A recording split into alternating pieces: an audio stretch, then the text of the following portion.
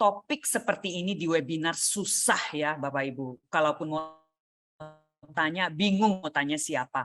Mau tanya ke ahli hukum, nanti bayarannya bagaimana, dan sebagainya. Nah, Tabita dengan gesit menangkap kegelisahan Anda dan mengadakan webinar seperti ini, gratis pula. So, thanks a lot to Tabita. Adakah di sini yang baru mendengar tentang Tabita atau pernah dengar tapi belum tahu apa saja pelayanan paripurna yang diberikan oleh Tabita?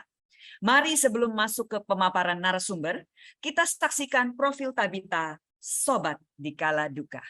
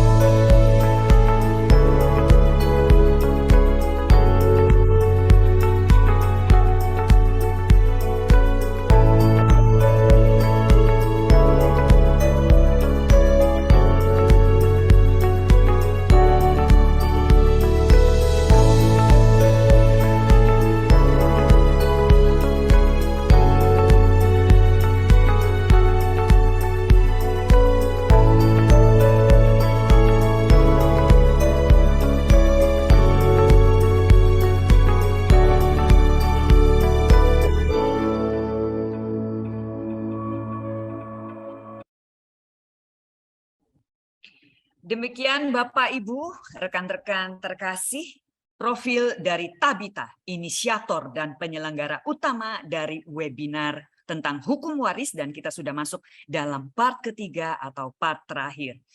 Dan tanpa berlama-lama, saya memperkenalkan pembicara kita yang telah hadir bersama kita. Saya undang untuk hadir secara audio maupun video, Ibu Natalia Pandiangan. Halo, selamat pagi Bu Natalia. Selamat pagi semua, Ibu Lina Chandra dan rekan-rekan semua. Baik, Bu Natalia boleh tahu posisinya sekarang ada di mana? Saya sedang di Yogyakarta. Baik, dalam rangka apa nih Bu kalau boleh tahu? Dalam rangka bawa staf kantor jalan-jalan. Baik. Outing kantor, iya. Have fun ya Bu di sana. Thank you. Dan Bu Natalia Pandiangan, Bapak Ibu adalah notaris dan PPAT, pejabat pembuat akta tanah di Kota Tangerang Selatan, dan sebelumnya beliau berprofesi di Sukabumi, Jawa Barat. Lulusan dari Fakultas Hukum UI, program spesialis notariat dan pertanahan, dan menghabiskan SD, S3-nya SD, SMP, SMA ya di Penabur. Jadi bagi Anda alumni Penabur, inilah salah satu alumni Anda yang cemerlang dalam hal notariat dan juga pertanahan. Aktif dalam berbagai organisasi, pengurus Pusat Ikatan Notaris Indonesia, pengurus daerah Ikatan Notaris Indonesia Kota Tangerang Selatan, juga Ketua Majelis Pengawas Daerah Notaris Kota Tangerang Selatan. Selain sibuk dengan profesinya, Ibu Natalia tidak lupa dengan pelayanan di GKI Pondok Indah, tepatnya bergabung di tim liturgi, pemateri Bina Pranika, pemimpin kelompok kecil atau life group, dan pemimpin kelompok kecil Pasutri. Dan visi hidup beliau berprofesi sebagai pejabat publik yang setia dan berintegritas dalam melayani Tuhan di segala aspek kehidupan. Wow, satu visi yang kiranya cukup bisa menginspirasi kita semua. Bapak Ibu, Sobat Tabita, sekali lagi diingatkan sebelum saya menyerahkan waktu selanjutnya kepada Ibu Natali, pertanyaan silakan sampaikan di chat. Ya, sekali lagi sampaikan di chat, takut lupa gitu ya. Pertanyaannya singkat dan jelas. Dan Bu Natalia, saya persilakan sharingnya 30 menit dari sekarang. Baik, terima kasih Ibu Lina Chandra. Boleh ditampilkan share screen-nya? Baik, Bapak Ibu, hari ini adalah part 3 hukum waris. Ketika saya mempersiapkan materi untuk hari ini, saya berpikir ini kayak sequel film ya. Harusnya makin lama makin klimaks gitu ya. Jadi saya harap bagian hari ini selain pengulangan dari apa yang 1-2 secara sekilas, karena saya tidak bisa menjelaskan bagian 3 ini tanpa sedikit menyinggung materi-materi apa yang sudah diberikan di part 1 dan part 2. Namun di part 3 ini ada sesuatu yang khusus yang akan menuju klimaksnya, bagaimana ketika kita sudah meninggal dan apa yang harus dilakukan oleh para ahli waris step by step-nya gitu ya, sampai pada klimaksnya gitu ya. Oke, silahkan di next materinya, next. Ya, nah Bapak Ibu, di dalam permohonan peralihan hak waris, jadi kita selalu akan sampai pada klimaks, yaitu sertifikat yang asal muasalnya adalah atas nama pewaris di dalam sertifikat, itu bagaimana proses beralihnya menuju nama para ahli waris. Baru para ahli waris, kemudian bagaimana ketika mereka sepakat menunjuk kepada salah satu ahli waris ya. Jadi itulah klimaksnya, sehingga sertifikat bisa beralih nama, sehingga pembagian waris bisa dilakukan. Nah, saya menyinggung bagian di part 1 dan part 2 ya. Kita ingat bahwa pewarisan itu bisa ada 2 sistem, yaitu 1 mekanisme berdasarkan undang-undang, pembagian waris menurut undang-undang, lalu yang kedua adalah pembagian waris menurut wasiat. Nah, ada wasiat dan ada undang-undang. Kemudian kalau menurut hukum pewaris gitu ya, harus kita garis bawahi juga. Apa hukum pewaris yang mau dilakukan? Apakah dia hukum Islam jika pewaris beragama Islam? Apakah dia hukum waris yang diatur dalam Burgerlijk Wetboek atau Kitab Undang-Undang Hukum Perdata jika dia WNI keturunan atau beragama Kristiani? Ataukah dia hukum waris adat ketika dia pewaris yang menjalankan adat istiadat secara ketat di dalam kehidupannya sehari-hari. Nah, jadi 3 pilihan hukum yang akan bisa berlaku gitu ya. Siapa yang memilih? Yang memilih adalah disesuaikan dengan hukum pewaris yang meninggal. Tetapi ahli waris bisa sepakat bersama-sama apa yang akan dilakukan menurut pembagiannya menurut hukum waris yang mana. Nah, itu kita singgung sejenak, lalu kita mulai masuk ke dalam pembagian waris ya. Bagaimana beralihnya hak waris dari pewaris atas nama pewaris menuju para ahli waris. Nah, ini diatur dalam pasal 111 Peraturan Menteri Agraria ATR ya, Agraria dan Tata Ruang dan Kepala BPN nomor 16 tahun 2021 ya. Ketika sertifikat atas hak atas tanah asal muasalnya adalah nama pewaris, inilah permohonan ketika kita mau balik nama ke BPN. Apa-apa yang harus dilampirkan?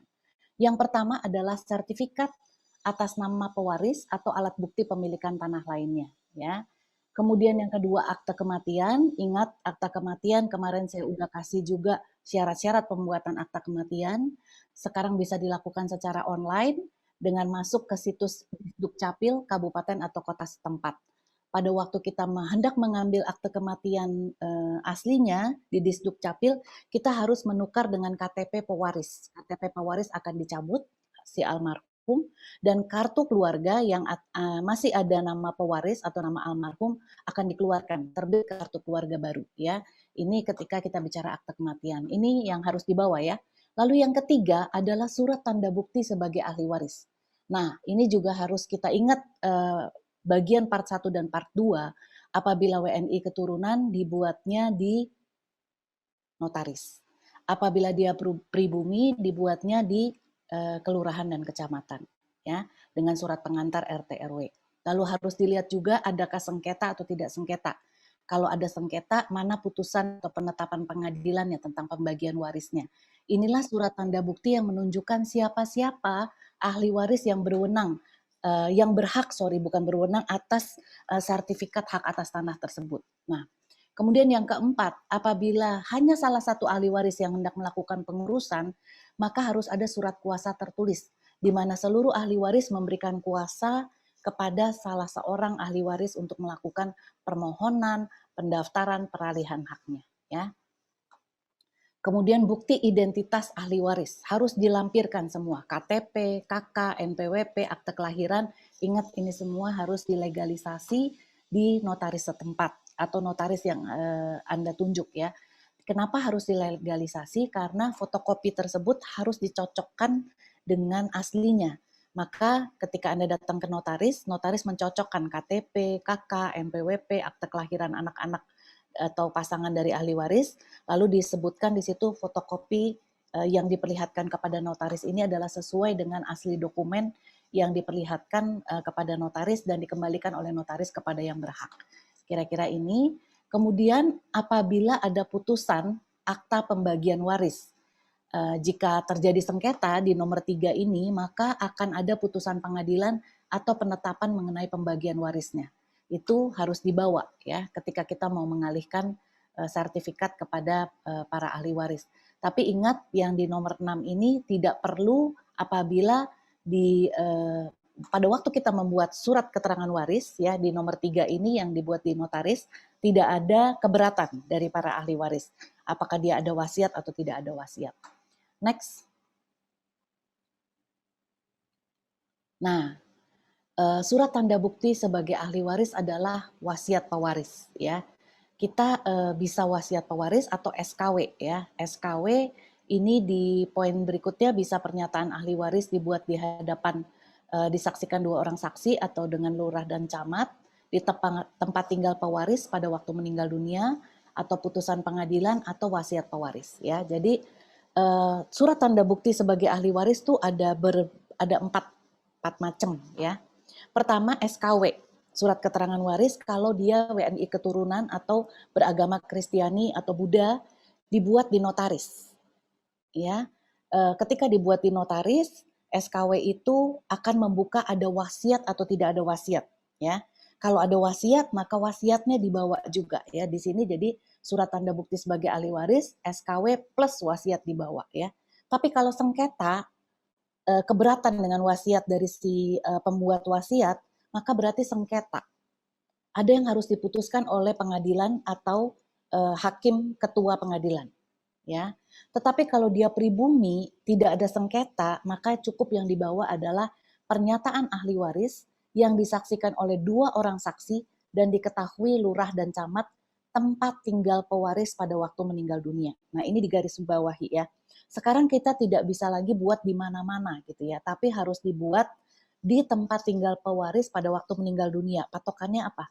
KTP ya. Jadi kalau kita meninggal dunianya di Singapura, kita nggak bisa dong buat di Singapura gitu ya surat pernyataan ahli warisnya. Kita patokannya pada KTP dari si pewaris pada waktu dia meninggal dunia di mana? Disitulah dibuat ya. Demikian juga surat keterangan notarisnya dibuat sesuai dengan notaris tempat tinggal pewaris pada waktu meninggal dunia. Wilayah kerja notaris tersebut ya.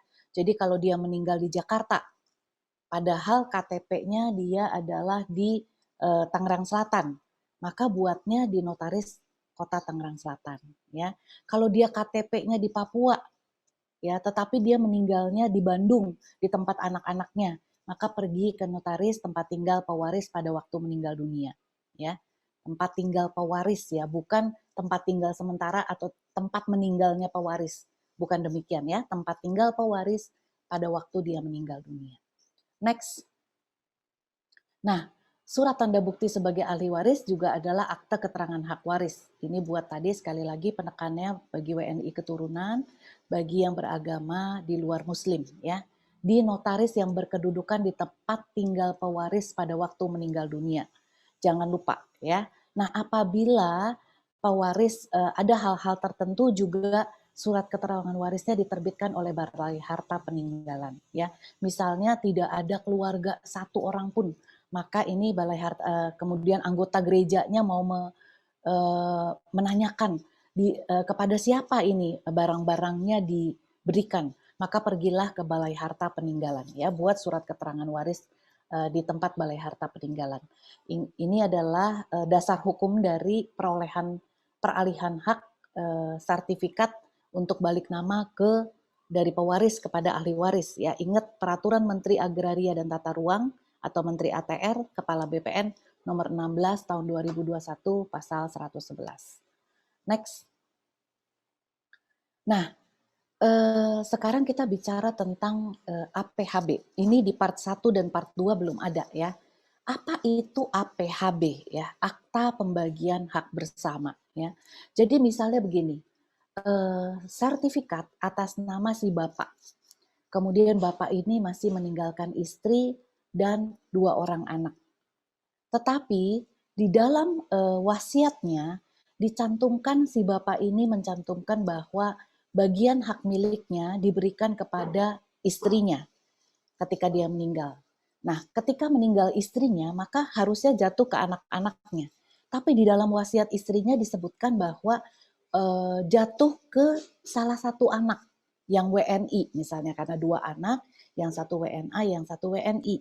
Nah, si ibu ingin menjatuhkan kepada yang WNI. Maka di sertifikat tersebut akan muncul dulu 2 nama, ya, 2 nama si anak pertama dan anak kedua. Tetapi anak pertama karena dia WNA melihat wasiat ibunya, maka yang dijalankan adalah wasiat ibunya. Buatlah akte pembagian hak bersama, diberikan kepada anak keduanya saja. Nah, jadi akte pembagian hak bersama adalah intinya kesepakatan para ahli waris yang tadinya memiliki secara bersama-sama hak bersama atas sebuah benda yang dimiliki bersama, sepakat membaginya kepada salah satu pihak yang akan menjadi pemegang hak tunggal atas tanah dan rumah tersebut. Ya, nah ini dilakukan balik nama dulu ke seluruh ahli waris, baru balik nama kepada salah satu pihak. Nah, di dalam APHB tersebut muncul 2 kewajiban pajak. Yang pertama adanya PPH dan BPHTB waris. Ya, atas pewarisan dikenakan BPHTB waris, lalu atas APHB-nya dikenakan PPH dan BPHTB. Ya, next. Nah, dari pertanyaan-pertanyaan yang masuk, salah satunya masih bingung soal hak waris WNA. Ya, jadi saya terangkan bahwa WNA di dalam Undang-Undang Pokok Agraria di pasal 21 ayat 1 dikatakan hanya warga negara Indonesia yang dapat memiliki hak milik tanah-tanah dengan status hak milik di Indonesia. Mengapa? Karena Presiden Soekarno tidak mengizinkan lagi Indonesia dikuasai oleh asing ya. Sejak zaman penjajahan dulu, maka Undang-Undang Pokok Agraria nomor 5 tahun 1960, Soekarno membatasi bahwa hanya warga negara Indonesia yang bisa memiliki tanah dengan status hak milik di Indonesia. Bagaimana dengan orang asing atau orang Indonesia yang sudah menjadi warga negara asing? Apabila dia memperoleh hak milik karena pewarisan. Jadi kayak tadi seperti ibu dengan 2 anak yang satu WNA dan satu WNI. Bukan karena dia mau punya tanah hak milik, tapi dia dapat tanah hak milik karena ibunya meninggal diwariskan atau karena wasiat ibunya mewasiatkan kepada dia.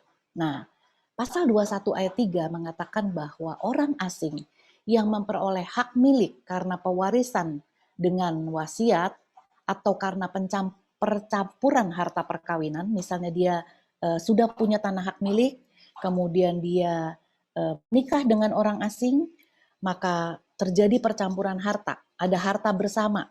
Ketika dia beli tanah, maka tanah itu setengah milik si bule, setengah milik orang Indonesia.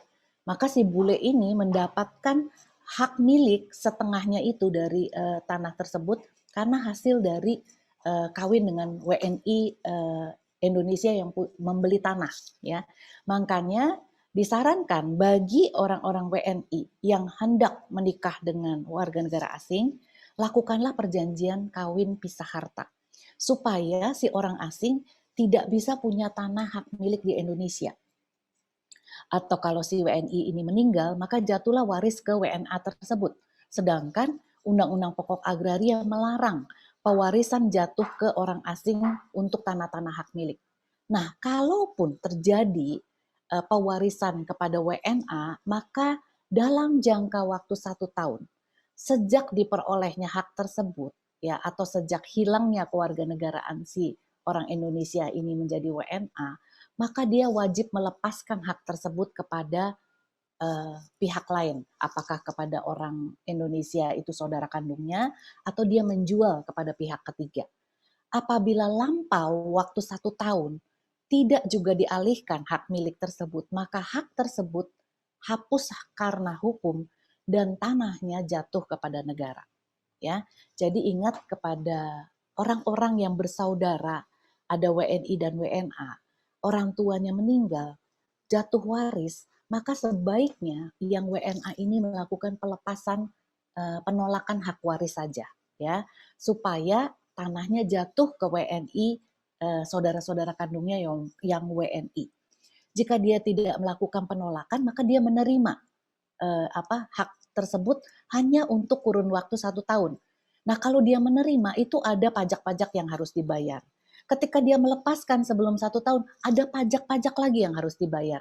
Jadi mekanisme yang disarankan oleh notaris PPAT sebaiknya sebelum menerima, sebelum terbukanya warisan dengan membuat surat keterangan waris, yang WNA lepaskan saja hak warisnya, ya. Tapi buat pernyataan bawah tangan, artinya bawah tangan itu buat kesepakatan di atas kertas meterai atau antara para ahli waris, lakukan pembagian cash money saja gitu ya dengan si WNA ini. Kan dia juga punya hak dari orang tuanya ya. Kalau nggak dikasih haknya berarti tidak adil ya. Tetapi kalau dia relakan ya silahkan. Tapi kalau dia bilang saya mau bagian saya dari tanah tersebut, tapi bukan merupakan masuk ke dalam sertifikat ya namanya, karena nanti rugi pajak-pajaknya, pembayaran pajak-pajaknya. Sebaiknya lakukan penolakan waris, kemudian si WNA ini membuat surat dengan para WNI, melakukan kesepakatan bersama adanya bagi-bagian saja, secara cash money saja ya. Kalau cash money kan tidak dilarang ya WNA menerima. Nah, itu mengenai hak waris WNA ya. Jadi dapat memperoleh warisan tanah hak milik, namun batasan waktu 1 tahun wajib melepaskan haknya. Lalu Bu, gimana kalau misalnya 1 tahun lupa dilepasin haknya? Maka ketika mau dijual atau mau dibalik nama lagi ke atas nama WNI, lepas haknya jatuh ke tanah negara. Maka si WNI yang masih tinggal itu wajib melakukan permohonan hak baru kepada BPN. Ya, jadi merugikan untuk teman-teman saudara-saudara kandungnya yang WNI. Ya, jadi sebaiknya kalau saran saya tidak usah menerima warisan tanah tersebut. Ya, tidak usah namanya keluar tercatat di sertifikat. Lakukan saja penolakan waris sehingga namanya tidak muncul di sertifikat hak atas tanah yang berupa hak milik tersebut, muncul hanya yang WNI. Lakukan secara bawah tangan, secara konsensus atau kesepakatan, lakukan bagian-bagian pembagian saja di antara para saudara-saudara kandung tersebut. Ya, next. Nah, bagaimana saya lihat di pertanyaan yang masuk, ada yang bertanya bagaimana mekanisme penolakan hak waris. Ya, mekanisme penolakan hak waris bisa datang ke pengadilan negeri. Bagi yang WNI mau menolak waris, lakukanlah di hadapan panitera pengadilan negeri setempat. Ya, nggak bisa di hadapan notaris. Ya, harus dikukuhkan dengan penetapan pengadilan. Tapi bisa juga melakukan penolakan di luar negeri. Lakukan secara surat pernyataan menolak di luar negeri Ini untuk yang WNI ya. Lalu penandatanganan surat penolakan tersebut nggak bisa tanda tangan sendiri, harus dilakukan di KBRI, Kedutaan Besar Republik Indonesia, di depan Konjen RI-nya ya. Jadi tanda tangannya itu disahkan di depan Konjen RI. Jadi Konjen RI menjamin bahwa apa yang disuratkan di dalam surat penolakan tersebut adalah benar, ditandatangani oleh si A di hadapan saya. Dia menjamin keaslian tanda tangannya. Karena dokumen ini, surat penolakan ini akan dipakai oleh notaris di Indonesia, PPAT di Indonesia, untuk mengeluarkan nama orang tersebut dari ahli waris menerima sertifikat hak milik di Indonesia. Jadi wajib dilakukan secara legal, sesuai dengan aturan undang-undang, ya. Nah, kalau tadi dilakukan penolakan di luar negeri untuk yang WNA, dia kan nggak bisa datang ke KBRI karena KBRI tidak mengenal si WNA ini, sudah keluar dari warga negara Indonesia. Maka lakukan saja di hadapan notaris publik, ya, notary publik di luar negeri tersebut. Lalu kirim ke Indonesia, nanti notaris di Indonesia akan masuk di sebuah sistem di Kementerian Hukum dan HAM melegalisasi surat yang keluar tersebut. Nanti dicek di Kementerian Luar Negeri, apakah notaris itu terdaftar di negara bagian tersebut, di negara tersebut. Akan ada daftar di Kementerian Luar Negeri, notaris-notaris luar negeri yang masuk dalam barisan notaris internasional. Bisa dicek di Kemenlu. Nanti Kemenlu melakukan legalize dulu. Lalu setelah Kemenlu melakukan legalize, lalu dilegalize oleh Kementerian Hukum dan HAM. Baru bisa dipakai surat penolakan tersebut di Indonesia untuk mengeluarkan si ahli waris yang WNA ini dari surat keterangan waris, menerima warisan.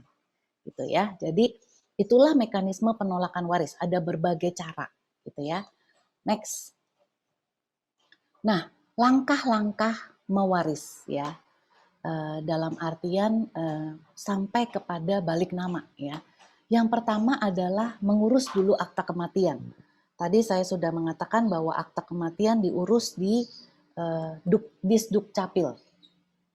Ya.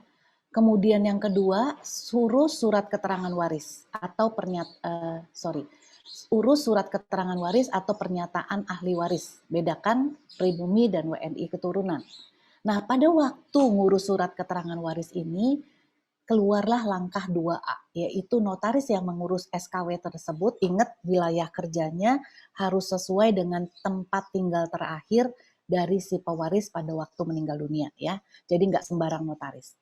Nah, langkah kedua, pada saat mau mengurus surat keterangan waris, si notaris yang mau buat itu wajib melakukan pengecekan wasiat, ya, pengecekan wasiat di Kementerian Hukum dan HAM.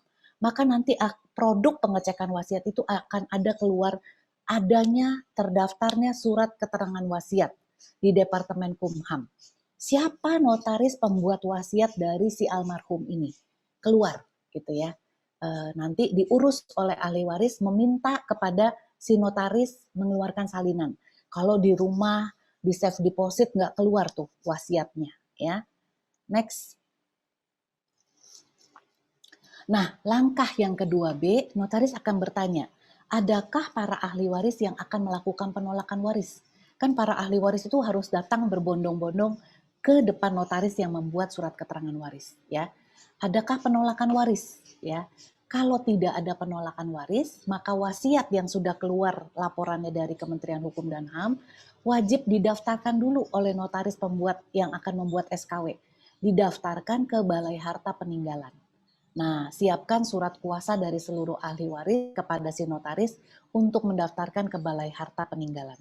Ya, ini stepnya ya.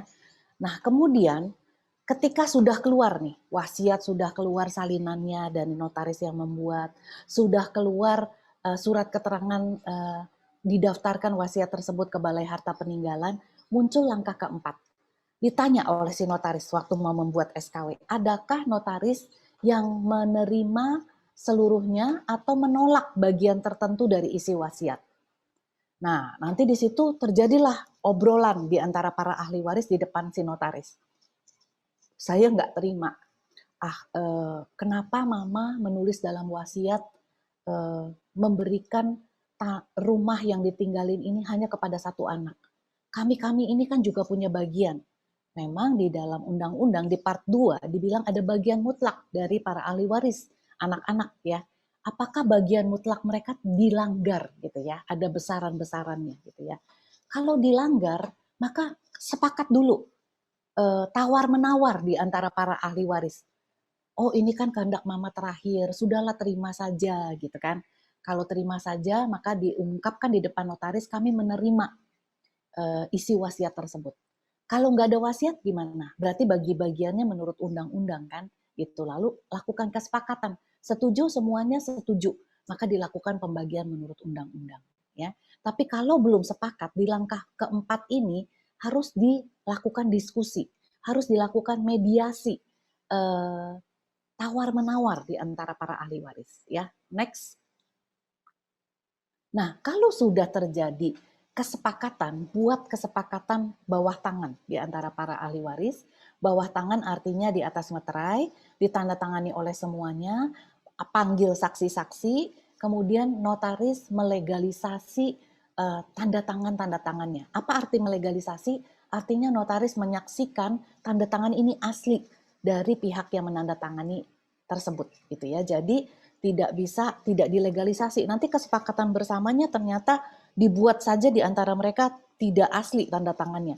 Di kemudian hari terjadi sengketa lagi. Ya, jadi kesepakatan ini harus sungguh-sungguh dibuat secara memenuhi aturan undang-undang, yaitu dilegalisasi atau disahkan tanda tangannya di hadapan notaris. Ya. Kemudian apa yang sudah disepakati itu dituangkan dalam surat keterangan waris. Jadi nanti surat keterangan warisnya itu mulai rinci. Mulai dari perkawinan, adanya anak yang lahir, tidak adanya perjanjian kawin yang dibuat antara si pewaris dengan istri almarhum. Kemudian di dalam wasiat tercantum keinginan dari si pewaris sebagaimana di bawah ini dicantumkan gitu ya. Namun ternyata ada ahli waris yang menolak isi wasiat tersebut. Lalu dilakukanlah kesepakatan bersama, dituangkanlah ternyata yang diterima dari isi wasiat tersebut adalah sebagai berikut. Isinya begini gitu ya. Baru dilakukanlah pembagian hak bersama di hadapan pejabat pembuat akte tanah. Apa beda notaris dan PPAT? Kalau notaris itu membuat akte di luar sangkut paut dengan tanah, ya, di luar akte-akte 8 akte yang diakui di Badan Pertanahan Nasional, ya, yang bisa dieksekusi di kantor pertanahan. Kalau PPJB, Perjanjian Pengikatan Jual Beli, itu dibuatnya di notaris. Tapi kalau AJB itu dibuatnya di PPAT, gitu ya. Kalau kesepakatan bersama dibuatnya di notaris. Kalau surat keterangan waris dibuatnya di notaris. Ya, tapi kalau akte terkait dengan mau balik nama sertifikat itu aktenya dibuat di PPAT. PPAT singkatannya adalah pejabat pembuat akta tanah. Ya, jadi AJB, APHB itu adalah domainnya atau wilayah kewenangannya PPAT, pejabat pembuat akta tanah. Harus sesuai PPAT itu supaya bisa dibalik nama di BPN, di kantor pertanahan, harus PPAT-nya dipilih yang wilayah kerjanya sesuai dengan tanah, objek tanah tersebut. Ya, jadi kalau di dalam SKW-nya itu, surat keterangan warisnya itu objek tanahnya adalah di Jakarta Selatan, maka APHB-nya dibuat di Jakarta Selatan. Apa itu APHB? Adalah memutus kepemilikan bersama terhadap sesuatu hak bersama atas tanah itu dengan melimpahkannya kepada satu orang sebagai pemegang hak tunggal. Ya, jadi APHB itu adalah peralihan hak ya dari milik rame-rame menjadi milik satu orang yang sudah dituangkan dalam SKW, yang sudah disepakati bersama dalam surat kesepakatan bersama. Ya, jadi tadi ada wasiat, ada kesepakatan bersama, ada SKW. Tapi kalau wasiatnya sudah diterima sepenuhnya, maka langsung muncul di SKW. Siapa pemilik dari tanah tersebut? Baru muncul APHB ya. Tidak perlu ada kesepakatan bersama bila tidak terjadi keributan atau ketidaksepakatan ya. Jadi langkah kelima ini tidak ada bila semua sepakat melaksanakan menurut undang-undang kah atau menurut wasiat ya. Jadi saya tegaskan sekali lagi buat yang tidak ikut, mewaris itu bisa berdasarkan undang-undang. Tapi kalau muncul wasiat yang didaftarkan di Kementerian Hukum dan HAM, dibuat oleh notaris, lalu terdaftar di Kementerian Hukum dan HAM, mana lebih tinggi menurut undang-undang atau menurut wasiat? Menurut wasiat. Ya, jadi undang-undang itu mengatur waris-warisan secara umum. Tapi yang punya tanah atau si almarhum atau si pemilik tanah itu mengatur lebih khusus di dalam wasiat.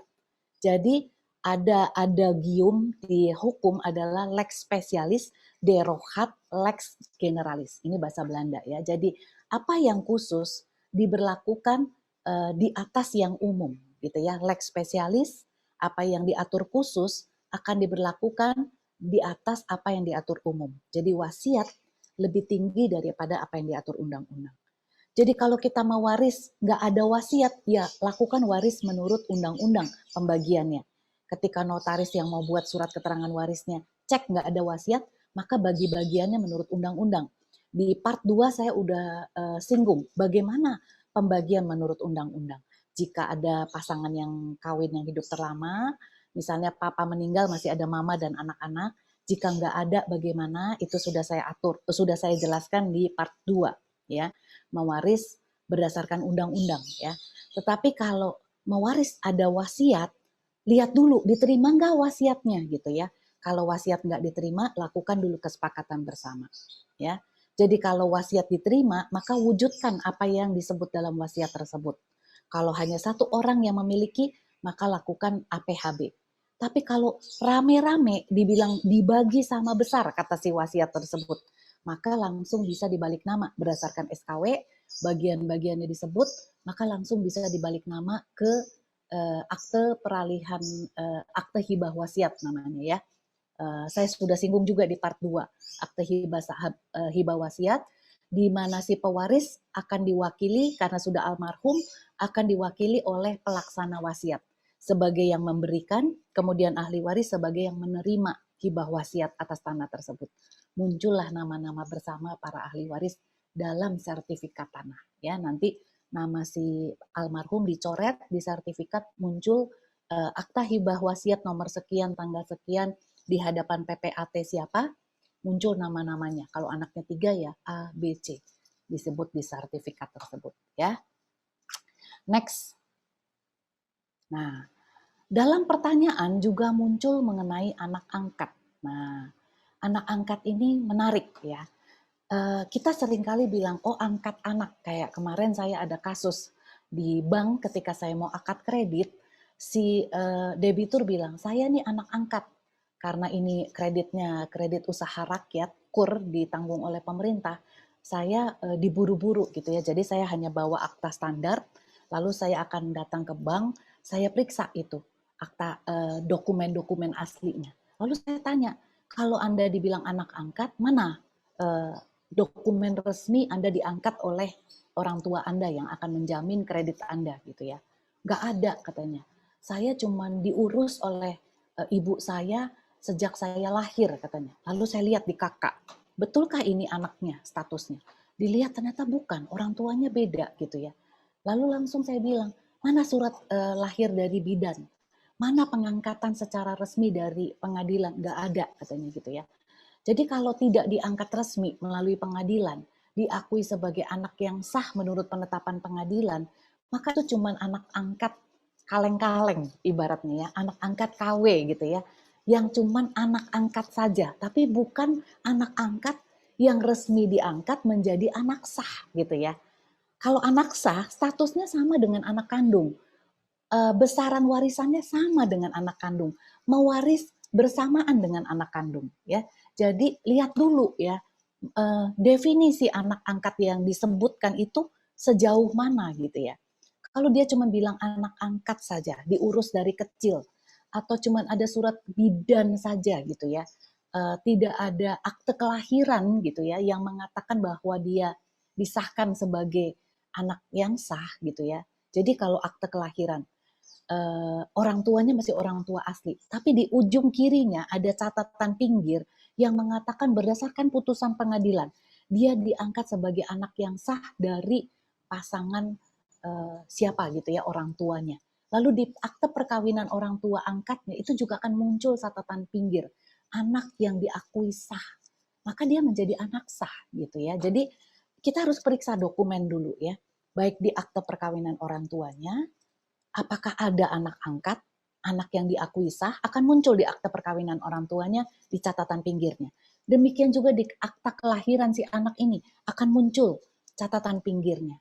Lalu akan ada putusan pengadilannya, ada satu bundel penetapan pengadilan gitu ya. Jadi tidak bisa kita serta-merta mengatakan anak angkat itu mewaris ya. Anak angkat yang mewaris hanya anak angkat yang diakui sah sebagai anak dalam perkawinan yang sah orang tua angkatnya gitu ya. Nah, kalau perkawinan orang tuanya nggak sah, anak ini lahir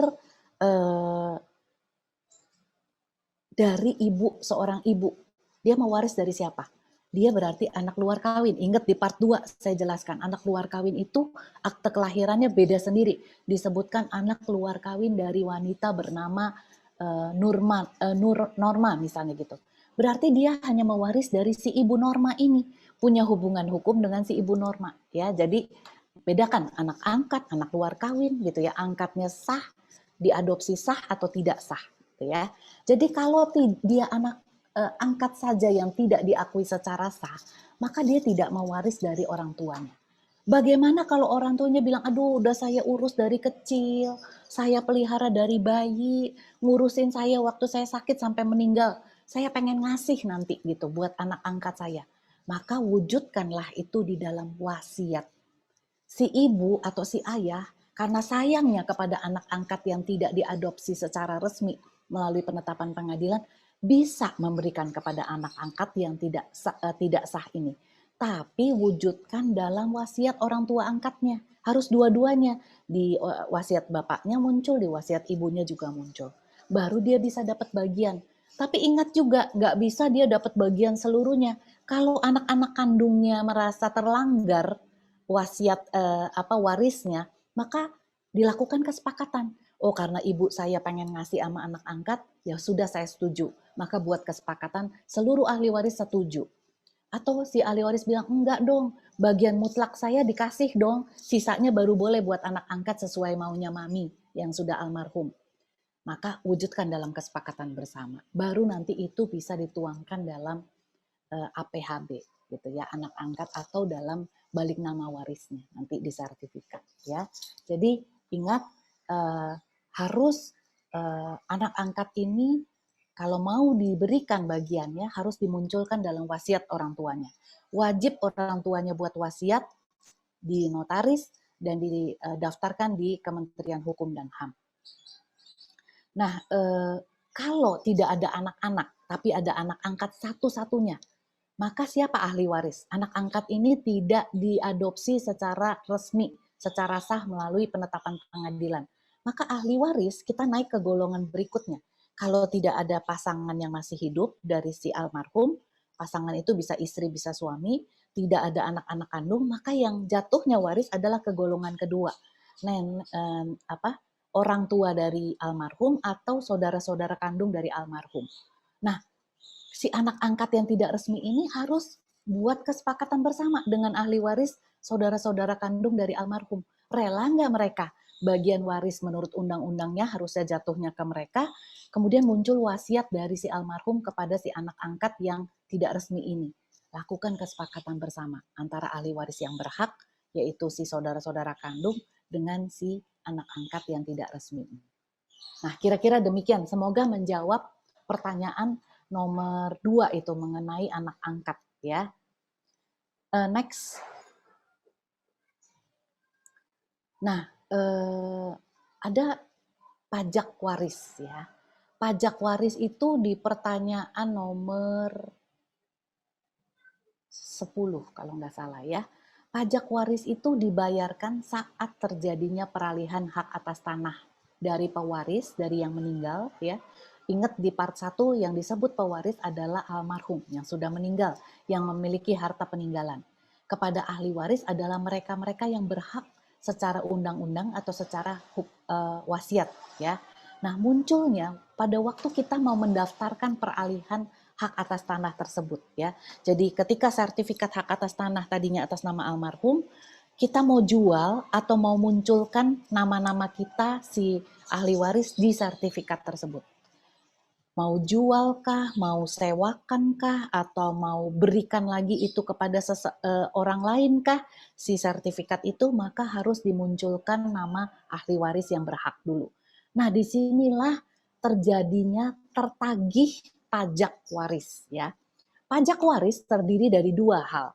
Pajak yang ke pemerintahan pusat yaitu PPH ya, dan pajak yang ke pemerintahan daerah yaitu bea perolehan hak atas tanah dan bangunan. Ada PPH, ada BPHTB.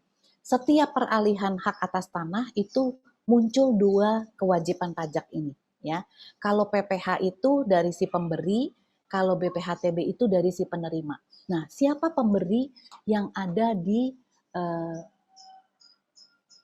perolehan hak atas tanah ini ya, karena sudah meninggal kan pemberinya. Nah, itu adalah pelaksana wasiatnya ya, yang dibayarkan dari aset-aset atau uang cash yang ada dimiliki oleh si pewaris yang meninggal ya. Nah, agar bisa bebas PPH karena kan sudah almarhum sebetulnya si pewaris ini kan, mekanismenya tuh negara membebaskan sebetulnya bebas PPH.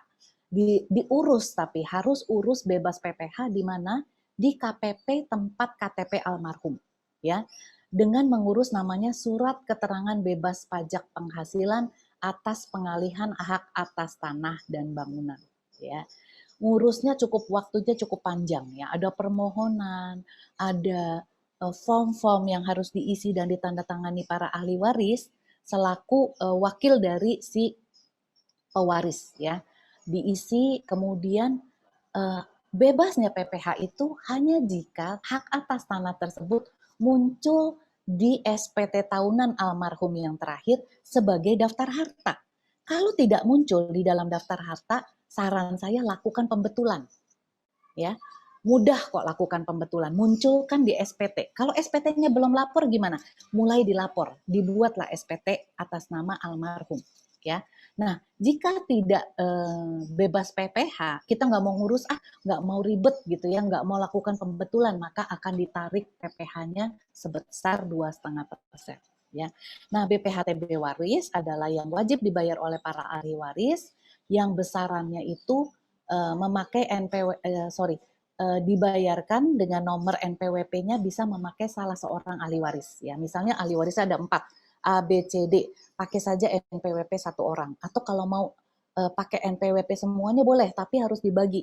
1/4 dibayarkan lewat NPWP-nya ini, 1/4 dibayarkan lewat NPWP yang B, yang C, dan yang D. Muncul di SPT-nya masing-masing nanti. Tapi kalau saran saya nggak ribet, munculkan satu saja NPWP. Nanti disebut ACS. CS itu gabungan dari A, B, C, D gitu ya. Nah, berapa besarannya itu berbeda-beda sesuai dengan perda, peraturan daerah masing-masing. Yang beda apa? Ini faktor pengurangnya ya. Rumusnya sih sama.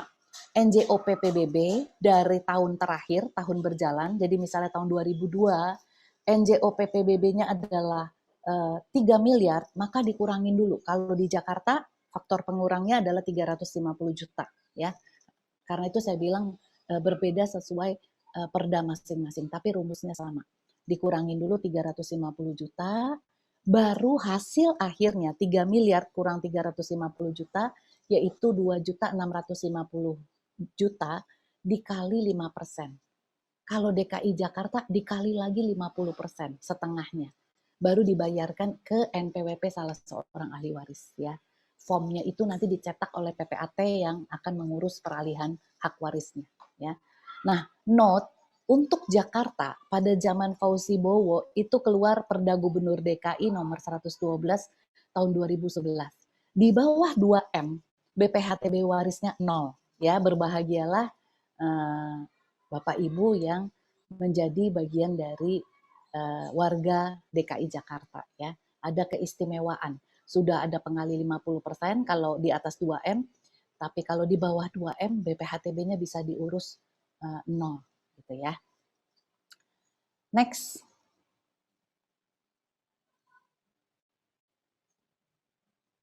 Ya.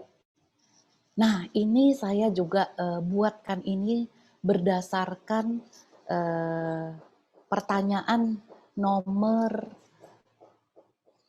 perkawinan kedua. Nah, nomor 11 ya. Bagaimana jika ada bagian waris anak tunggal? Jadi ada sebuah keluarga, misalnya papa, mama, dan seorang anak tunggal yang bernama A. Si papa meninggal. Si mama menikah lagi kedua kali ya. Cuman tidak disebutkan apakah di pernikahan kedua ada anaknya berapa gitu ya. Asumsi aja ada anak satu lagi di pernikahan kedua ya. Jadi bagaimana dengan bagian waris si anak tunggal ya. Jadi prinsip waris itu selalu begini. Pernikahan pertama itu ada kita cek dulu ada perjanjian kawin atau tidak ada perjanjian kawin ya. Pada waktu bikin SKW dari si papa ya, surat keterangan waris itu disebutkan ada perjanjian kawin atau tidak ada perjanjian kawin. Jika tidak ada perjanjian kawin maka harta bersama. Jadi kalau harta bersama si papa meninggal, ini harta bersama tuh gabung ya. Harta ini satu terlihat nggak tangan saya ya. Harta bersama tuh bergabung begini. Tapi kalau salah satu meninggal, maka harta bersama itu dibagi dua. Yang meninggal ini keluar 50%, ini 50%. Jadi si papa punya 50% dari seluruh aset. Kalau nggak ada perjanjian kawin pisah harta. Si mama punya 50%. 50%-nya mama, 50%-nya papa. 50% papa, karena papa sudah meninggal, maka ini dibagi kepada para ahli waris. Ingat golongan pertama, ahli waris dari seorang suami adalah istri dan anaknya. Berarti 50% dibagi dua. Bagi dua berarti si ibu dapat 1/4, si anak mendapat 1/4, kan setengah dibagi dua. Artinya 1/4, 1/4. Si ibu yang udah punya 50% berarti sudah punya 2/4 ditambah 1/4 hasil pembagian dari waris suaminya. Maka si ibu punya 3/4, si anak tunggal punya 1/4. Masuklah ibu ini kepada perkawinan kedua.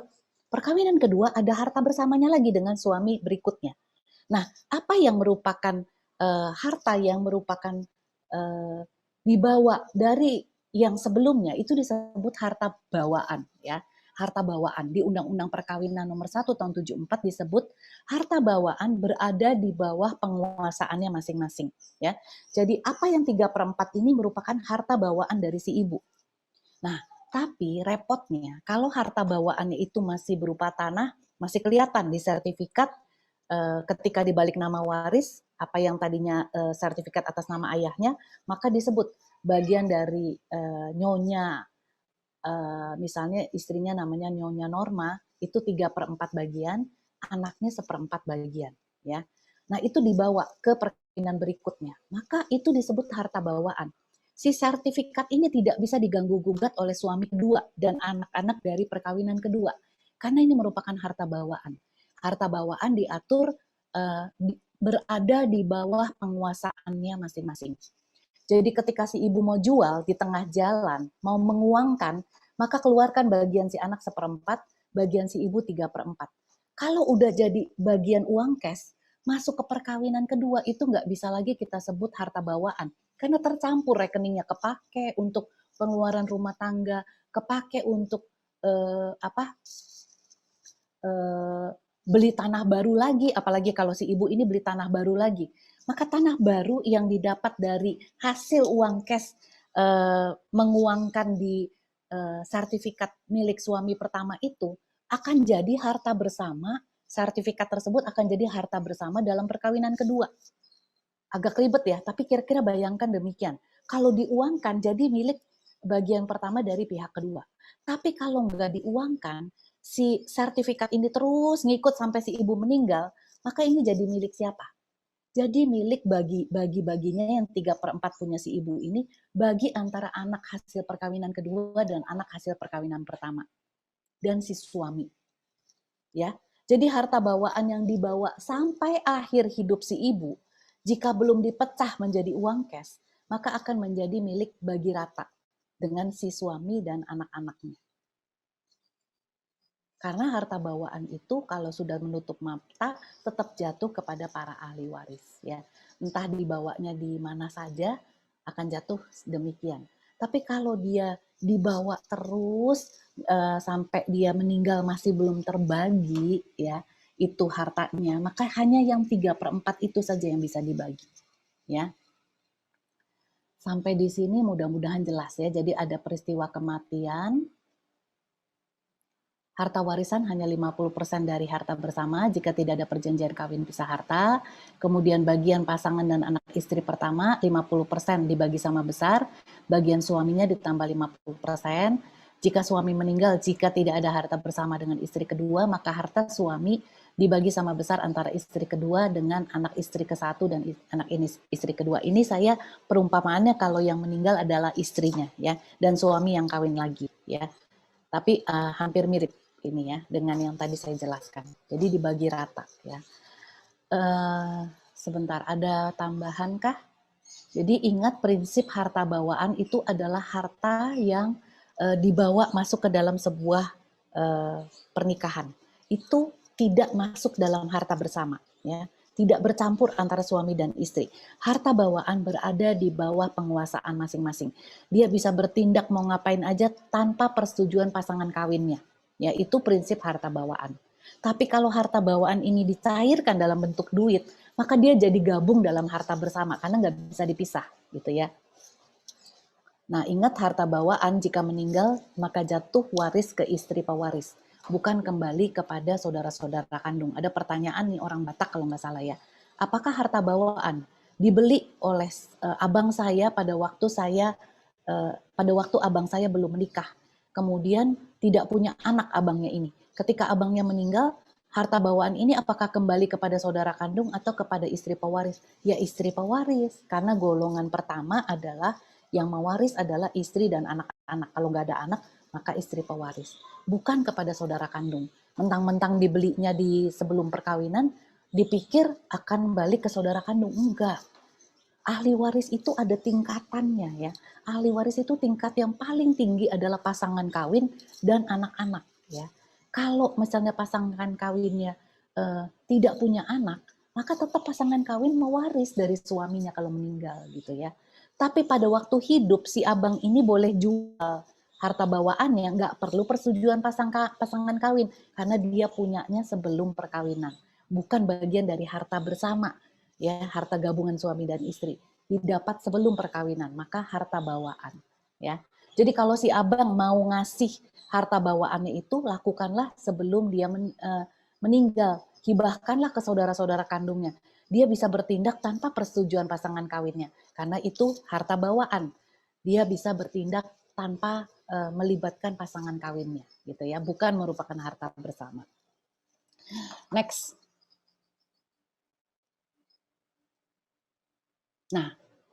Nah, bagaimana warisan jika ada perjanjian kawin pisah harta? Saya balik ke kasus tadi ya. Ketika pasangan suami istri melakukan pisah harta, maka sudah terjadi pemisahan. Ini milik A, ini milik B. Kalau ada sertifikat muncul atas nama papanya meninggal, ada perjanjian pisah harta, maka warisnya ini jelas tidak usah dibagi dua, sertifikat ini. Sertifikat ini muncul milik papanya tunggal. Nggak ada lagi 50% milik mama, 50% milik papa. Yang ada tinggal 50 sertifikat ini bulat 100% dibagi dua. Punya mama 50%, punya anak 50%. Jadi bagiannya anak lebih besar. Setengah. Kalau tadi kan mama sama papa menikah tanpa perjanjian kawin, maka terjadi percampuran harta. Ketika percampuran harta, ketika meninggal, keluarkan dulu 50% milik mama, 50%-nya yang dibagi dua antara mama dan anak. Berarti mama punya 3/4, anak punya 1/4. Karena ini setengah ditambah 1/4, jadi 3/4 ya. Yang 50% punya mama. Nah, kalau perjanjian kawin pisah harta, 100%, satu bagian dibagi dua. Anak punya setengah, mama punya setengah. Bagian mama berkurang dari 3/4 jadi cuma setengah. Di sertifikat. Jadi sama besar bagian anak dan bagian mama ya. Ini kalau ada perjanjian pisah harta. Nah, ketika si mama kawin lagi, maka bagian mama yang setengah inilah yang dibagi, kalau mamahnya meninggal, dibagi dengan suami dan anak dari perkawinan kedua dan anak dari perkawinan pertama, ya, dibagi rata, ya. Apa yang punya mamanya dibagi rata. Kalau itu si sertifikat belum terbagikan, ya, belum dijual. Kalau udah dijual, maka yang setengah bagian keluar uang cashnya ke anaknya, setengah bagian masuk ke perkawinan harta bersama mamahnya di belakang, ya. Nah, harta bawaan mewaris kepada anak-anak. Nah, contohnya gini, ketika ada seorang tua, eh, jadi ada opa oma, ada anak-anak di layer kedua, ada cucu-cucu. Nah, warisan orang si warisan opa oma belum terbagi sampai sekarang. Apa artinya belum terbagi? Belum muncul SKW. Kalaupun muncul SKW, belum didaftarkan peralihan hak atas tanahnya. Sertifikat masih atas nama opa lah ya. Omanya juga sudah meninggal, tinggal opa gitu ya. Nah, tiba-tiba layer kedua, salah satu anak meninggal dunia, ya. Maka ketika anak ini meninggal dunia, dia tuh punya hak waris. Anaknya ada 4, maka si sertifikat milik OPA itu jatuh ke 4 anak, seperapat, seperapat, seperapat, seperapat. Anak ini meninggal, apakah si anak yang nomor 1 dari si OPA ini meninggal dengan demikian hapus hak warisnya? Jadi besar hak waris, jadi anak kedua, ketiga, dan keempat? Enggak. Anak pertama muncul ahli waris pengganti, yaitu anak-anak dari si anak pertama, cucu dari si OPA, ya. Ingat, istri dari si anak pertama dari si opa itu tidak ikut mewaris karena ini bawaan, harta bawaan dari pihak atasnya, ya. Nah, maka yang muncul ahli waris penggantinya adalah cucu. Kalau ada 2 anak, maka seperempat bagian orang tuanya dibagi 2 menjadi seperdelapan seperdelapan. Yang om tantenya seperempat seperempat seperempat, gitu ya. Ini waris jika ada harta bawaan dari orang tua, ya.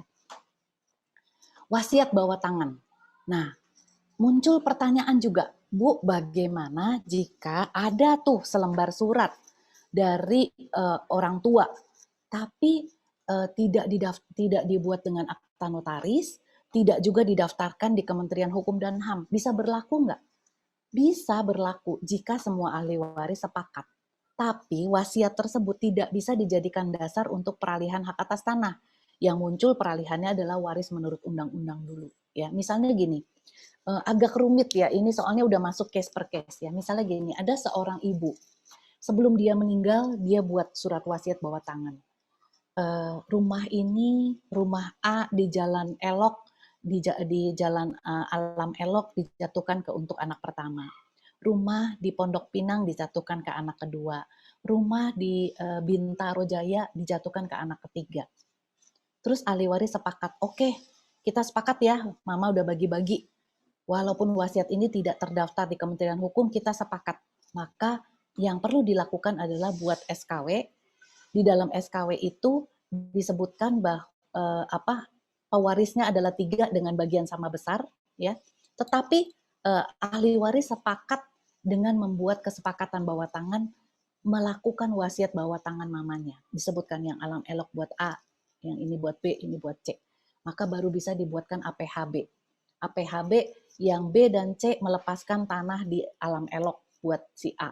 Yang B buat APHB baru, akte baru, melepaskan tanah di Pondok Pinang buat si A dan C. Yang A dan C melepaskan buat si B.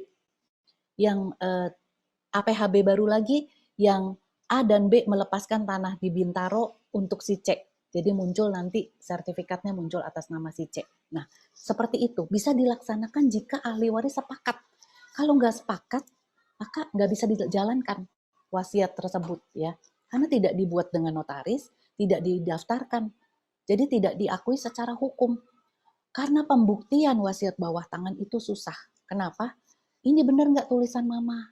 Atau mama benar nih tulisan mama, tapi mama menulis dalam tekanan. Atau mama sudah pikun, didikte doang dengan anak pertama. Bagiannya semua dijatuhin ke anak pertama gitu kan. Bagaimana kita menilai wasiat bawah tangan ini benar atau enggak gitu ya. Sehingga tidak kuat pembuktiannya secara di mata hukum ya. Jadi bisa dilaksanakan kalau para ahli waris sepakat, ya sudahlah kita buat bagi-bagiannya seperti ini ya. Kita lepaskan bagian kita kasih ke si A, kita lepaskan bagian kita kasih ke si B gitu ya, tanah yang ini, lakukan kesepakatan sendiri ya gitu ya. Jadi nggak bisa wasiat ini dijadikan dasar, tetapi kesepakatan bersama para ahli warislah yang membuat bisa terjadi peralihan hak atas tanahnya berdasarkan kesepakatan ahli waris. Next. Oh, sudah habis. Ya, jadi demikian pemaparan sesi ketiga. Kita akan pertajam lagi di pertanyaan langsung ataupun pertanyaan lewat chat. Silahkan. Baik, Bapak Ibu, peserta sekalian, kita berikan aplaus ya atau emoticon ke Ibu Natalia Pandiangan yang telah membawakan presentasinya dengan sangat baik dan sepertinya tidak hanya teori namun juga teknis detail. Ini lama-lama apalagi peserta yang udah ikut 3 kali ya, kita bisa dapat sertifikasi notaris mungkin setelah ini dari Ibu Natalia. Baik, kita akan masuk sesi tanya jawab. Kita semua perhatikan dengan baik, dengan seksama. Siapa tahu kasusnya sama atau satu hari nanti Anda akan menghadapi kasus serupa, dan tentunya ini juga menjadi wawasan yang sangat baik bagi tokoh agama, tokoh masyarakat RT RW gitu ya, kalau menghadapi kasus-kasus tentang hukum waris di masyarakatnya. Dan bagi Anda adik-adik mahasiswa hukum, ini juga satu wawasan yang sangat baik untuk Anda perhatikan. Masih ada kesempatan bagi Bapak, Ibu maupun sobat peserta untuk ketik di chat pertanyaan singkat dan jelas kepada narasumber, juga klik link pertanyaan yang sudah disiapkan panitia. Dan sebelum masuk ke sesi tanya jawab, kita nikmati pesan dari Tabita, satu unit pelayanan Sinode GKI, Sinode Wilayah Jawa Barat, bidang kedukaan. Saya persilakan.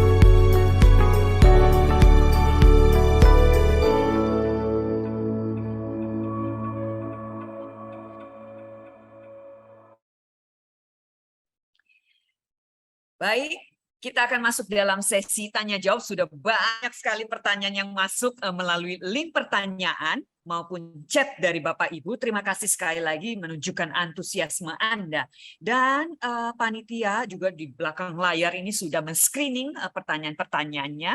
Dan bila ada yang kurang lebih sama, itu akan disatukan seperti itu. Kita akan mulai dari pertanyaan yang sudah ada dikumpulkan oleh panitia di chat. Yang pertama, ya Ibu Natalia, kita ini ya ladenin ya pertanyaan-pertanyaannya. Yang pertama dari Lucy. Saya Lucy tidak menikah, punya rumah atas nama sendiri, punya adik 1 dan kakak 1. Jika saya meninggal, itu saya mau berikan kepada 3 ponakan saya. Berarti anak-anak dari saudaranya ya. Bagaimana saya lakukan buat surat hibah atau bagaimana supaya tidak berbelit nantinya mumpung saya masih hidup. Dan ada juga pertanyaan kedua dia, syarat membuat hak waris tidak ada warisan. Syarat membuat hak waris tidak ada warisan, berapa biaya dan lama prosesnya? Silakan Bu Natali. Ya, baik, pertanyaan Pak Adi yang soal syarat membuat hak waris kurang jelas ya, mungkin nanti bisa langsung bertanya ya. Ya, saya menjawab dulu yang Ibu Lucy ya. Bu Lucy, begini, saya selaku notaris PPAT menganjurkan untuk kita tidak membagi-bagi warisan pada saat kita masih hidup. Mengapa?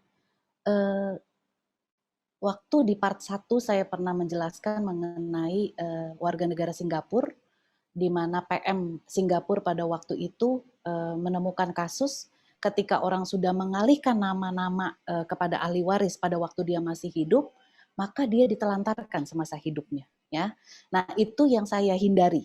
Anjuran dari saya pribadi adalah untuk tidak membagi waris ketika ibu masih hidup. Ya, tetapi kalau ibu ingin yang dapat dari bagian warisan harta peninggalan milik Ibu Lucy pada waktu meninggal nanti, maka lakukan itu setelah meninggal ya, buatlah sekarang wasiat. Di dalam wasiat itu disebutkan bahwa tanah rumah atas nama saya itu saya wasiatkan, saya hibah wasiatkan kepada A, B, C, keponakan-keponakan saya. Ya, jadi walaupun nanti menurut undang-undang adalah waris jatuhnya kepada saudara kandung, tetapi karena ada wasiat ibu, maka lebih tinggi wasiat ibu. Ya, kecuali saudara-saudara kandungnya bilang, saya keberatan gitu, tapi enggak rasanya. Karena wasiat itu kita bisa lakukan sesuai dengan kehendak terakhir dari si pembuat wasiat. Ya, tapi kalau ibu bilang, saya garis bawahi, saya tidak mau berbelit, ya silakan lakukan di masa hidup. Balik nama ke atas nama 3 keponakan, berarti mekanismenya adalah akta hibah, ada pajak pemberi hibah dan pemberi hibah. Pemberi hibah karena bukan orang tua langsung kepada anak, maka kena 2,5%. Kalau orang tua langsung kepada anak, bisa dimintakan bebas pajak PPh-nya. Tapi karena ini tante ke keponakan, sebagai pemberi hibah tantenya, maka kena pajak 2,5%. Keponakan selaku penerima hibah kena 5%. Ya, boleh lakukan, tapi suratnya, sertifikatnya simpen di safe deposit.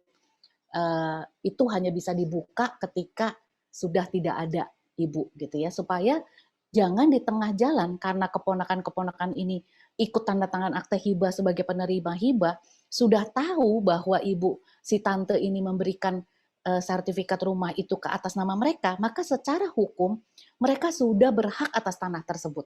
Di tengah jalan mereka bisa jual rumah dan tanah tersebut kalau mereka tidak sayang sama tantenya, ya. Nanti tantenya jadi terlantar. Itu yang saya hindari.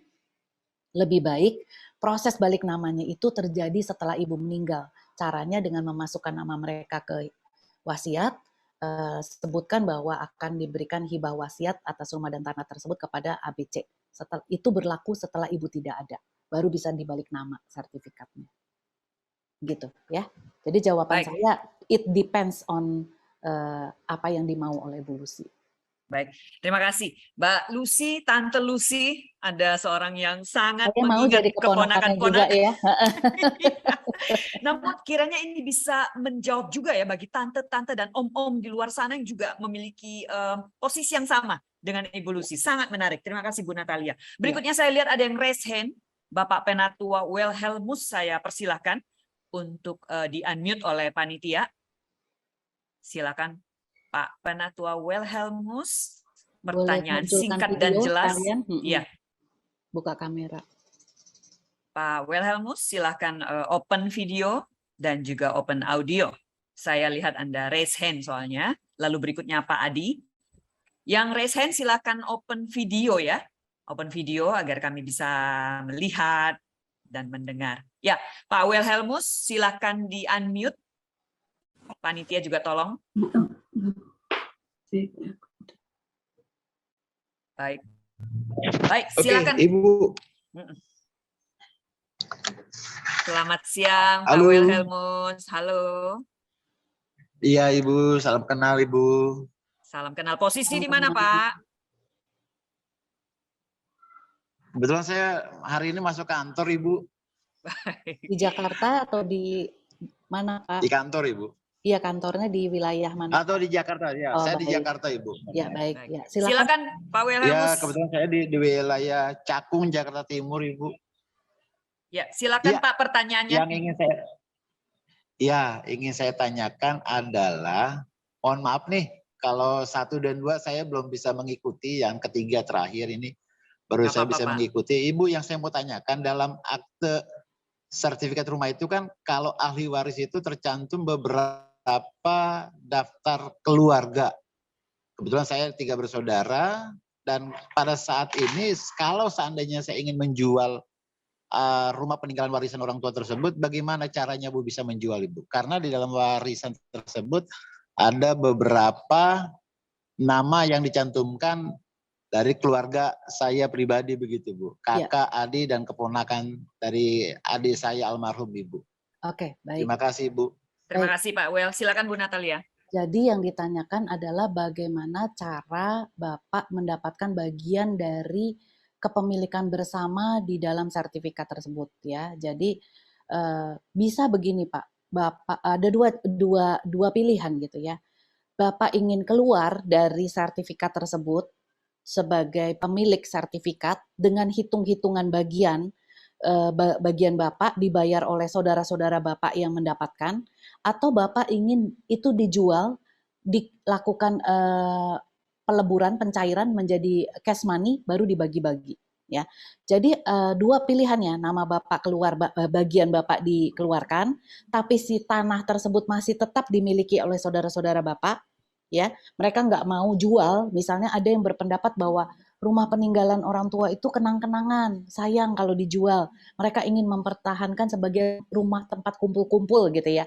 Tapi Bapak ingin bagian warisan Bapak keluar dan dibayar. Maka deal-dealan atau sepakatilah bersama dengan saudara-saudara nilai berapa yang dikeluarkan untuk Bapak, nama Bapak keluar.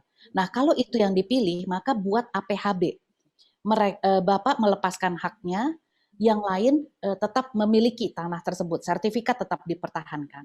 Atau yang kedua pilihannya adalah rame-rame sudah tidak mau mempertahankan rumah tersebut, maka jual rumah tersebut dengan penjualnya adalah mereka nama-nama yang ada di sertifikat secara bersama-sama. Maka bagian kepemilikannya sesuai dengan bagian masing-masing. Kalau keponakannya itu ada berapa, tadi seperti ahli waris pengganti, dia menggantikan posisi bapaknya. Jadi Bapak tadi bilang berapa saudara kandung? 3 atau 4? Dibuka Pak audionya. Pak Wilhelmus, silakan. Berapa saudara kandung? Kebetulan saya 3 bersaudara, Ibu. Nah, 3 kan berarti pemilikannya sepertiga. Yang sudah meninggal digantikan oleh anaknya. Keponakan ada berapa Anaknya. Pak yang menggantikan? Ada 1. Ada berapa? Oh, hang. Ada berapa? Keponakannya ada berapa? Keponakannya ada berapa, Pak? Agak nge-freeze ya, sepertinya sinyalnya on off, Pak Wilhelmus. Videonya bisa di Halo. off, Pak, mungkin biar lebih ini. Ya, Ya, Pak. videonya off supaya suaranya bisa keluar, nggak freeze. Ya, pokoknya intinya gitu. Ada dua pilihan, mau tetap dipertahankan si sertifikat tidak dijual atau dijual. Kalau dijual ya tinggal lakukan pembagian. Nah, banyak kali gitu ya orang berdebat tidak mau menjual gitu ya. Sehingga si ahli waris yang sebenarnya berhak sepertiga bagian itu terkatung-katung, nggak bisa dapat uang cash gitu ya dari tanah tersebut dari hasil penjualan. Jadi memang harus sepakat di antara para ahli waris. Kalau ada yang merasa punya kebutuhan untuk menjual, maka yang dua ini harusnya jangan mempertahankan. Karena masing-masing punya hak yang sama besar di situ ya. Ambil suara harus bisa dicairkan warisan dari orang tua tersebut. Demikian. Baik, baik. Terima kasih Bu Natali. Ini ada yang raise hand lagi dan dimention oleh Bu Natali pengen minta Pak Adi di sini. Pak Adi sudah raise hand. Silakan Pak Adi open mic.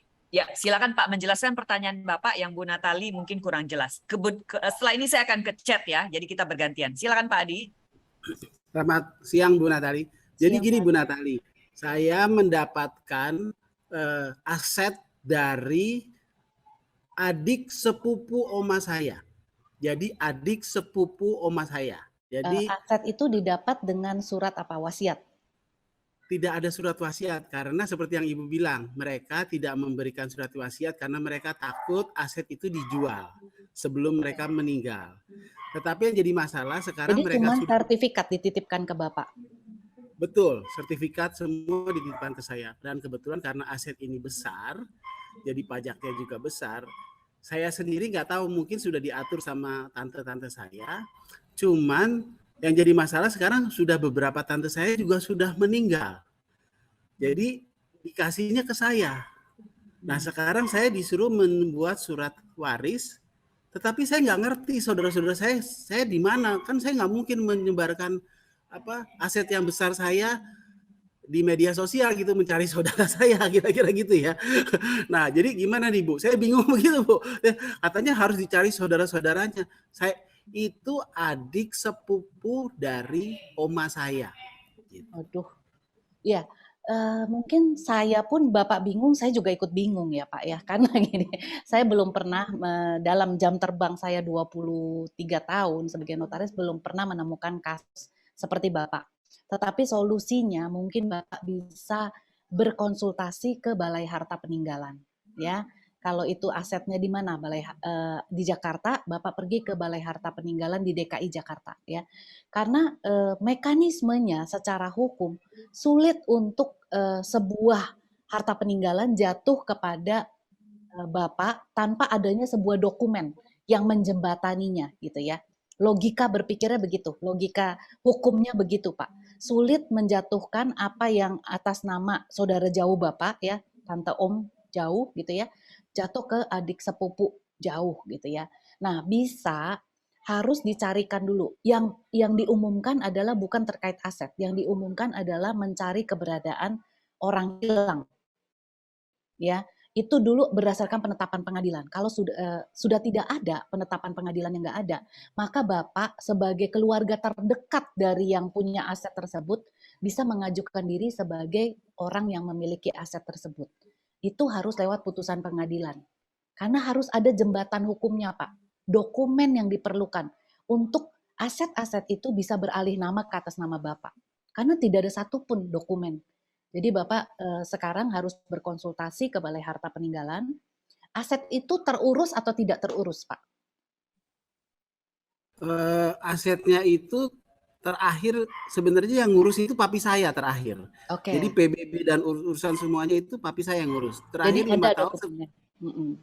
Jadi PBB-nya terakhir 2017 itu ya dibayar sama papi saya, tapi 2017 itu papi saya meninggal. Jadi nggak ada yang ngurus, termasuk Tapi anak-anaknya. tanahnya sendiri ada diurus nggak? Tanahnya sendiri ya bukan, ini rumah bangunan. Ya, rumah bangunan diurus nggak? Maksudnya tidak dibiarkan kayak rumah tua, terlantar gitu. Enggak, kita sih sering datang tapi nggak setiap nggak setiap tahun 2 bulan sekali kita Ya datang nggak cuma masalah, sekedar. nggak masalah. Yang penting nampak luarnya itu terurus ya, karena negara itu kalau tidak terurus itu nanti diambil oleh negara gitu ya, karena ada kewajiban dari pemilik tanah untuk mengurus ya. Siapa pemiliknya kan sekarang udah nggak ada ya, berarti kewajibannya kepada yang merasa berhak menjadi pemilik gitu ya, ahli waris gitu ya. Jadi harus nampak luarnya terurus, lalu Bapak konsultasi ke Balai Harta Peninggalan, lalu kemudian wajib ada pengumuman koran untuk mencari keberadaan orang hilang secara berturut-turut di beberapa. Yes. Sebentar, adik sepupu oma saya ini tidak meninggal. Tidak hilang, meninggal. Ada surat-surat kematiannya ada di saya juga semua. Tapi punya keturunan nggak dia? Nggak punya keturunan. Nah, habis iya. dia.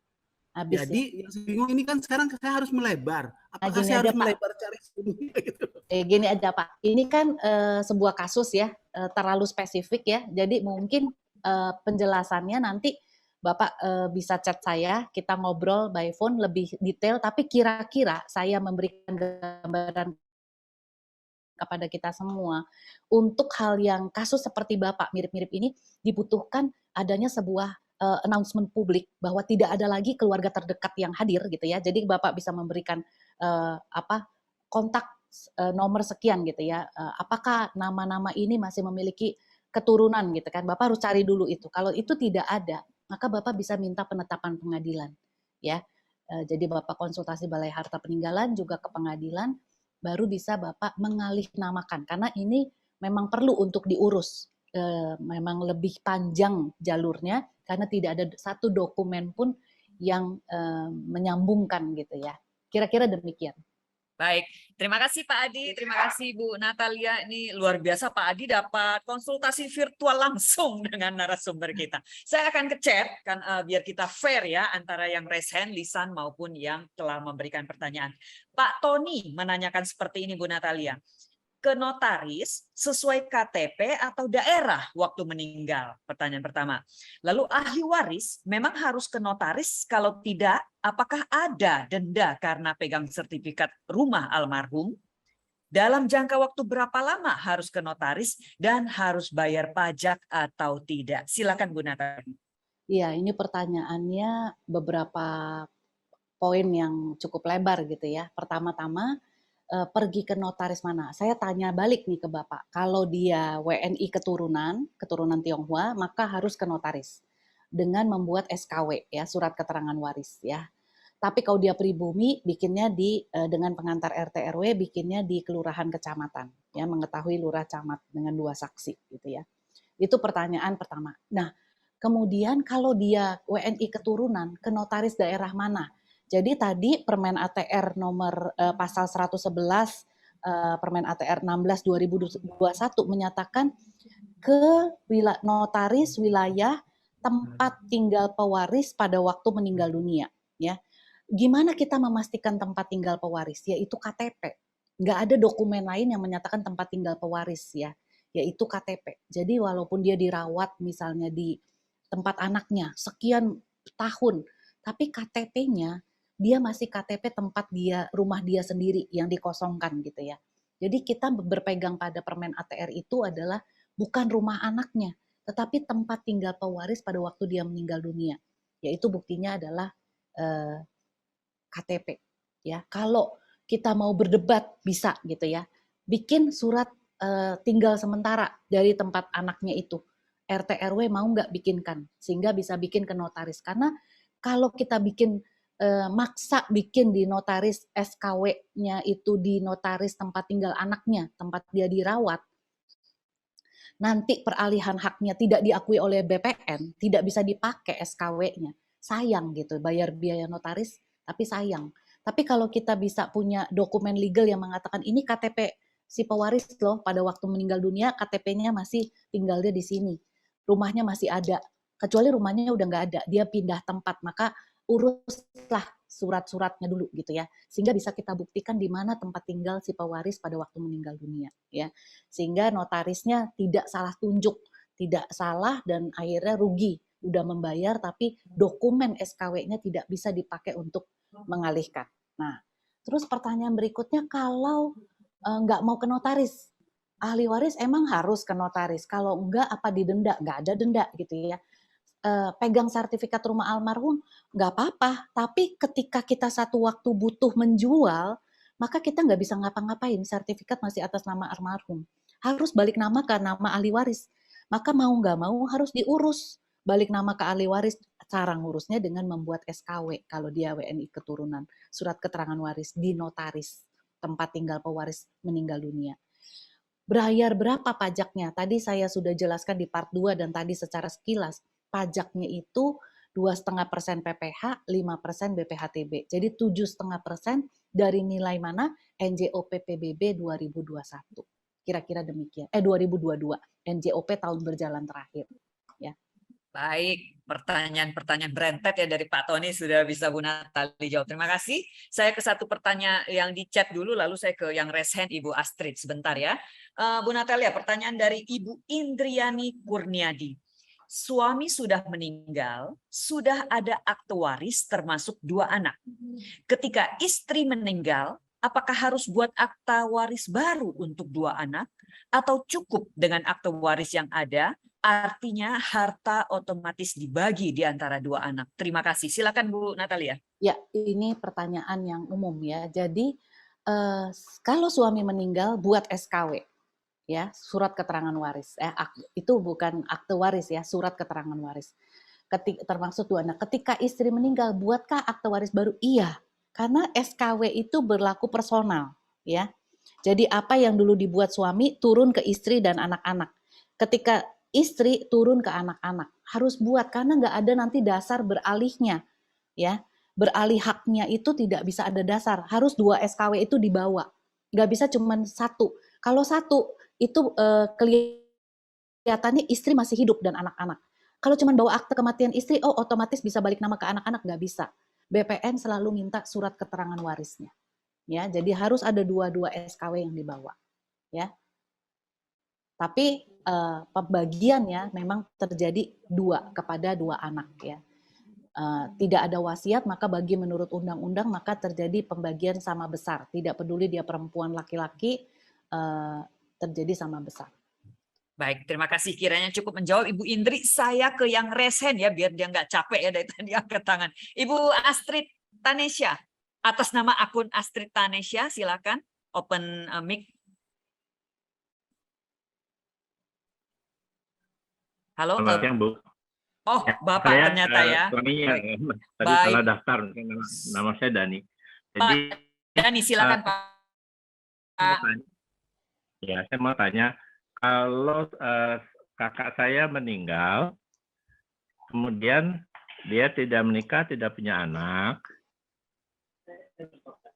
saya 3 bersaudara, kemudian dia membuat wasiat, di mana wasiatnya itu ada 3 tanah, tapi salah satu tanah itu sudah dijual, jadi sudah dijual, baru terima separuh uangnya, sisanya itu dibikin akte jual beli palsu gitu. Tapi sekarang nggak pegang sertifikat dan nggak pegang tanahnya.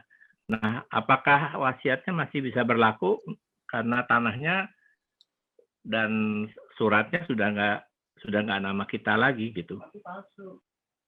Nah, jadi gini, wasiat itu kan sudah ada 3, dia tidak punya anak, tidak punya pasangan. Berarti kan jatuh ke saudara-saudara ya. Ada wasiat, ada 3 tanah. Kalau 1 tanah sudah tidak ada di dalam wasiat tersebut, maka berlaku hanya 2 tanah ya. Jadi apa yang sudah keluar dari wasiat itu tidak bisa dijalankan, berarti tidak masalah. Nah, mengenai adanya AJB palsu terhadap tanah yang sudah keluar tersebut, Anda bisa mengurus berdasarkan SKW. Tetapkan dulu SKW dari si Bapak ini bahwa Anda adalah ahli waris yang berhak. Bertiga nih ahli waris yang berhak ya. Karena dia 3 saudara kandung. Maka bisa diurus. Urusnya bagaimana? Lapor polisi, lapor ada penggelapan dokumen, kalau dia palsu kan gitu ya. Kalau Anda mau urus ya. Kalau nggak mau ternyata dihitung-hitung, besar pengurusan biayanya lebih besar daripada Anda memperjuangkan harga dari setengah yang belum dibayar itu, maka lepaskan saja kalau saya bilang ya gitu. Karena toh itu tidak bisa lagi Anda terima saat ini. Di wasiatnya sudah angus ibaratnya dengan sudah keluar gitu kan, sudah balik nama ke atas nama orang lain. Tapi kalau itu memang palsu, Anda mau berjuang dengan karena nilainya cukup besar, cukup signifikan, Anda mau melalui proses yang panjang, ya lakukan gugatan, lakukan pelaporan kepada polisi pasal-pasal yang kena penggelapan dokumen kah, penipuan kah gitu ya, di polisi, penyidik, di kejaksaan, kemudian di pengadilan. Baik. Terima kasih. Pak Dhani kiranya menjawab ya. Baik, kita ke chat dan ada pertanyaan dari Ana, dari Ibu Ana, Ibu atau Mbak Ana ya.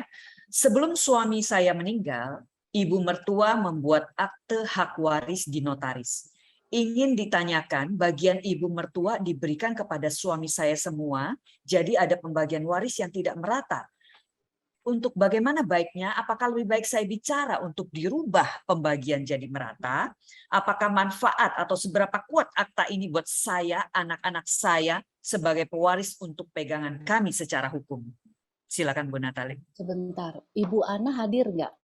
Jadi sebelum suami meninggal, ibu mertua membuat wasiat ya, rasanya bukan akte hak waris ya, wasiat. Kemudian bagian ibu mertua diberikan kepada suami saya semua. Jika ada pembagian waris yang tidak merata, jadi gini, Bu. Ibu Ana silakan. Ya. Mau menjelaskan? Oke. Bu, maaf. Ini saya off kamera ya, Bu ya? Ya, nggak apa-apa. Karena itu.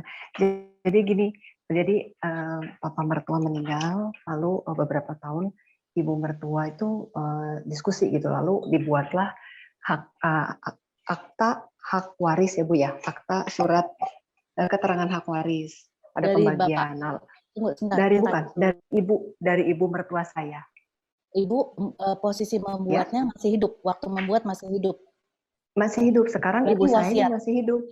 Ya, berarti wasiat bukan Bu, ya? Akta hak waris. Akta waris itu hanya dibuat ketika seseorang meninggal, itu pembagian waris. Berarti wasiat maaf, ya. Maaf, ini yang buat saya bingung. Ini tuh mama buat di depan notaris, semua anak-anaknya dikumpulkan ketika suami saya masih hidup. Oh gitu ya. Dan suratnya tulisannya akta keterangan hak waris. Makanya saya bingung ini apa berarti wasiat ya Bu namanya. Akta keterangan hak waris dari si papa. Ya. Dari mama sebetulnya? Nggak bisa. Oh gitu ya. Akta keterangan hak waris itu hanya berkait sama suami meninggal gitu ya. Baik. Karena kalau mamah yang tanda tangan ya, itu pasti keluarnya hanya notaris kan yang tanda tangan kan. Betul. Salinan aktanya tuh hanya notaris ya. Isinya berarti dari si papa, akte keterangan hak waris papa. Nah, bagian-bagiannya ibu pegang nggak itu aktenya? Aktenya saya pegang tuh fotokopinya aja Bu. Gak apa-apa, fotokopinya. Isinya apa di dalam situ? Isinya ya pembagian yang bagian mama semua dikasih ke suami saya. Berikut dengan pembagian yang anak-anak kan, anak-anak tuh anak-anaknya dari mama mertua. Nah lalu suami saya meninggal setelah pembuatan itu kira-kira 1,5 tahun lah ya Bu ya, suami saya meninggal. Nah saya tuh bingung ini tuh seberapa kuat saya pegang ini secara hukum, dan saya juga nggak ngerti apakah karena Ibu Natali pernah sempat bicara nanti bisa aja menggugat apa gimana, saya juga nggak ngerti karena saya blank banget. Saya juga sendiri jadi single mom sekarang. Yang saya ingin tanya ini bagaimana saya harus memutuskan secara hukum, baiknya bisa tolong Ibu pandu gitu. Kalau memang harus dibagi rata, bagaimana pengurusannya supaya ke depannya ya saya sih nggak mau gimana ya Bu ya, anak-anak saya dan saya juga lebih benar gitu ya Bu. Seperti itu sih. Ya. Jadi mohon dipandu gitu Bu ya. Gini, saya belum jelas apa yang dibuat. Ya. Kalau judul aktenya adalah akta keterangan hak waris, itu berarti dari suami yang sudah meninggal, suami mertua, papa mertua gitu ya. Tapi kalau Ibu tadi mention bahwa bagian ibu mertua diberikan semua kepada suami saya, itu isinya wasiat. Jadi saya harus lihat dulu kopi surat ini apa ini isinya. Ini apakah ini wasiat dari si mama sebetulnya? Kalau nanti saya nggak ada, ini semua saya jatuhin ke anak saya, itu berarti wasiat ya. Nah, kalau wasiat tadi seperti saya jelaskan, wasiat bisa berlaku jika ada para ahli waris sepakat semuanya ya untuk diberlakukan. Tidak ada hak orang lain yang terlanggar, hak bagian mutlak. Kalau bagian mutlaknya nggak terlanggar, bisa dijalankan, maka